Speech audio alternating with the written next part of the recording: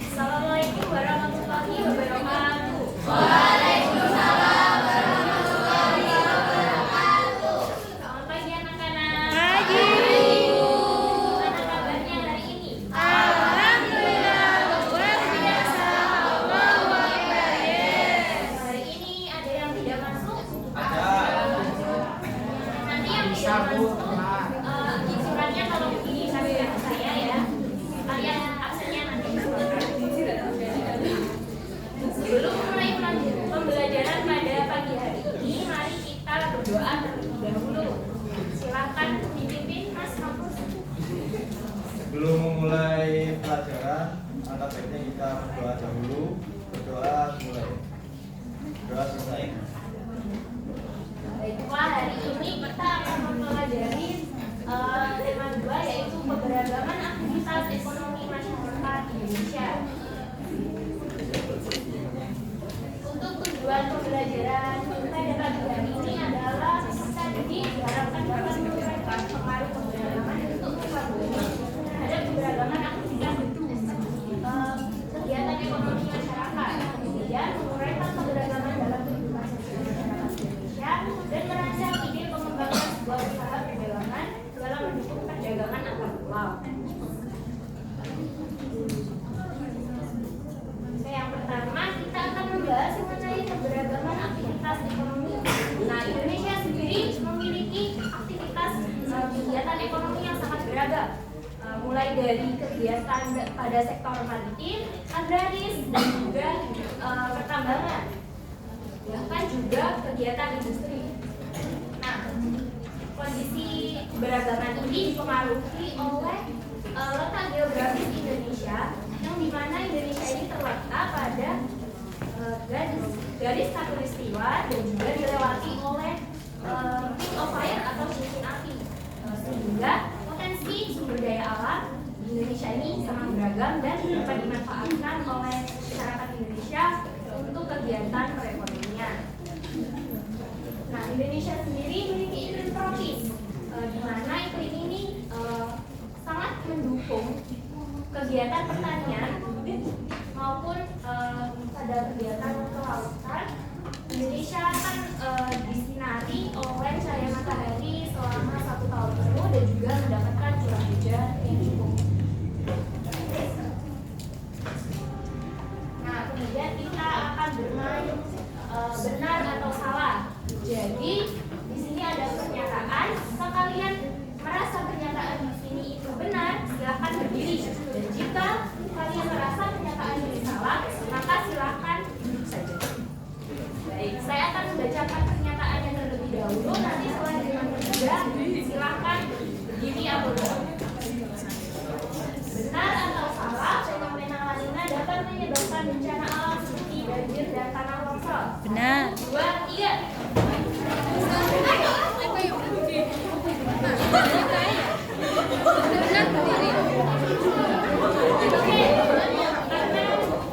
Del.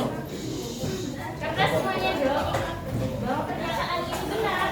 Ada yang mau jelaskan mengapa pernyataan ini benar? Apa sih La Nina itu?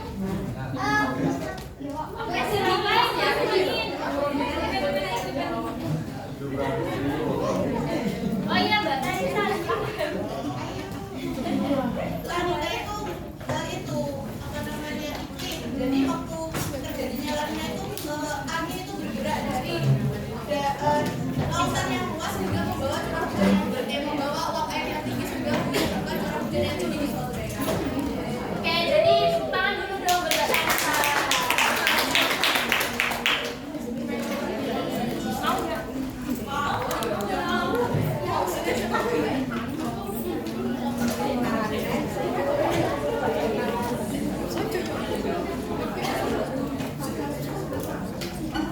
Oke, jadi benar ya yang dikatakan oleh Mbak Tarisa tadi bahwa fenomena La Nina ini membawa curah hujan yang cukup tinggi di Indonesia sehingga menyebabkan bencana seperti banjir dan tanah longsor.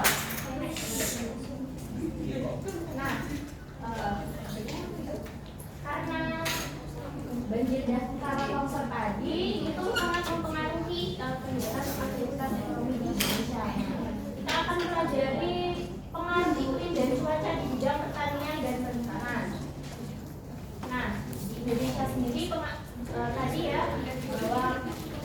kegiatan ekonomi ini sangat dipengaruhi oleh iklim dan cuaca, khususnya pada bidang pertanian dan perikanan. Di mana ketika bidang pertanian ini sangat dipengaruhi petani dalam memilih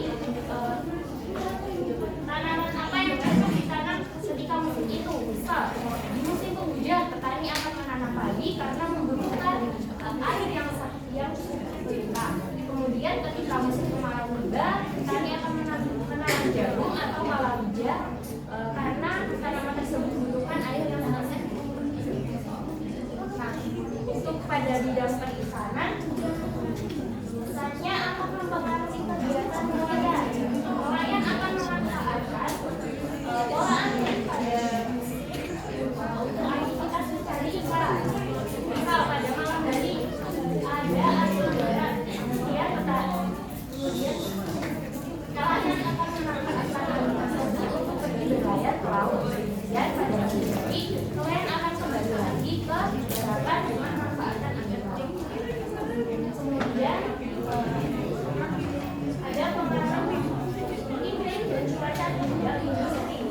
Ini bisa dilihat dari pengolahan pupuk ya, industri pengolahan pupuk, di mana pada saat penjemuran ini akan sangat membutuhkan bantuan sinar matahari. Nah, sedangkan jika musim hujan maka itu akan mengalami pola produksi yang menurun, dan ketika musim panas pola produksinya akan turun. Ya, baik, yang selanjutnya apa?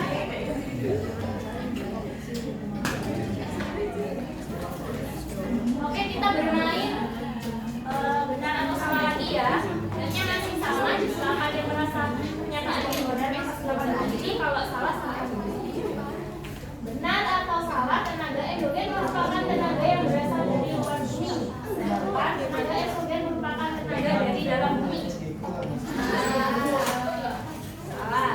Kenapa? Kok salah? Ada yang bisa jawab? Endogen dalam.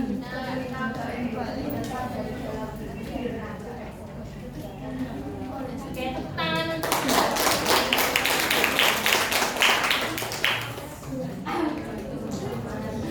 Oke, jadi benar ya apa yang dikatakan oleh Mbak Ana, tenaga endogen itu merupakan tenaga yang berasal dari dalam bumi.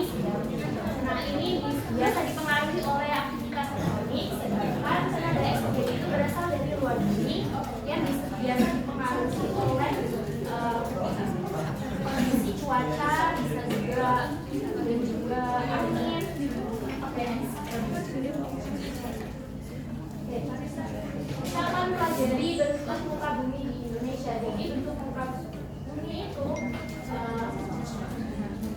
sangat tidak rata ya.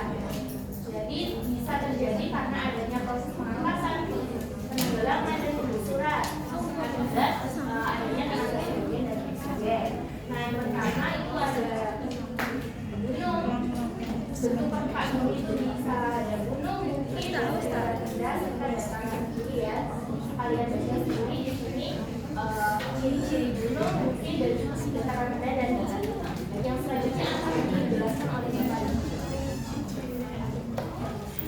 Bapak.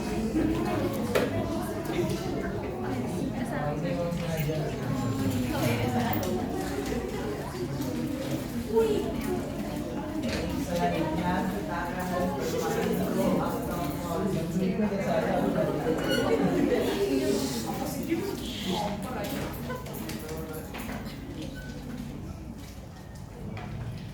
Salah.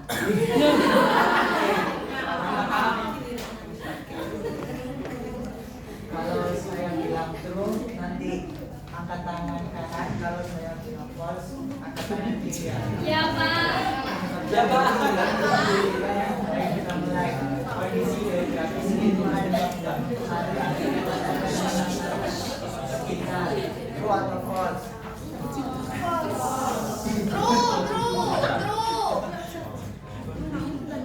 Ya, apa sih? Angkat tangan dulu.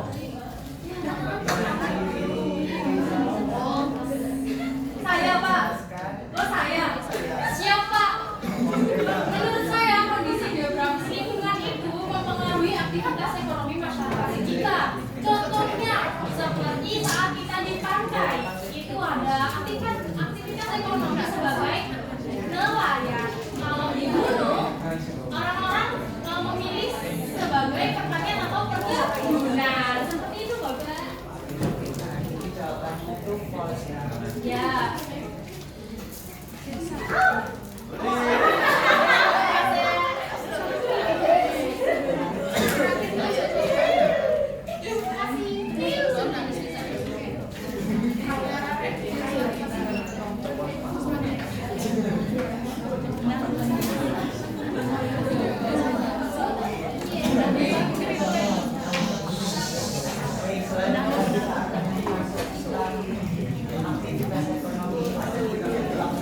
ekonomi yaitu aktivitas primer, sekunder, dan tersier. Aktivitas ekonomi yang menerapkan batasan yang ditetapkan oleh Undang Gizi dengan yang kemudian pertanyaan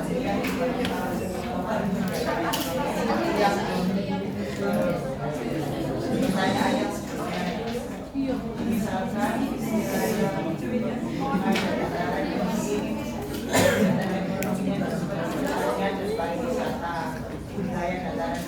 kegiatan ekonomi seperti pertanian, perkebunan, peternakan, perikanan, dan lain sebagainya.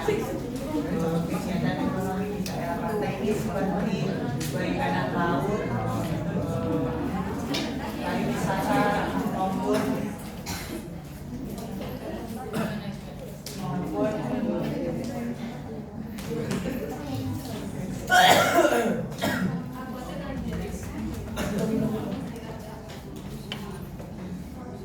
yang kedua ini tentang pemanfaatan lingkungan sekitar untuk memenuhi kebutuhan ekonomi. Yang belakang nggak ada Pemanfaatan lingkungan ini perlu menjadi prinsip-prinsip pembangunan pikiran dan berwawasan. Yang pertama adalah keadilan antar generasi. Dan setiap generasi memiliki kewajiban untuk mewariskan lingkungan alam kepada generasi yang akan datang. Kita perlu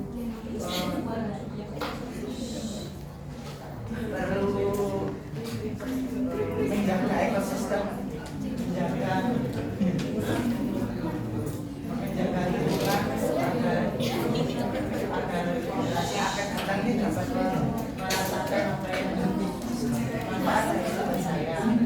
Yang kedua tentang pencegahan dini, menerapkan gagasan keadilan di antara anggota masyarakat dalam satu generasi yang sama untuk memanfaatkan sumber daya alam. Maksudnya itu prinsip ini tuh itu mengajak kita untuk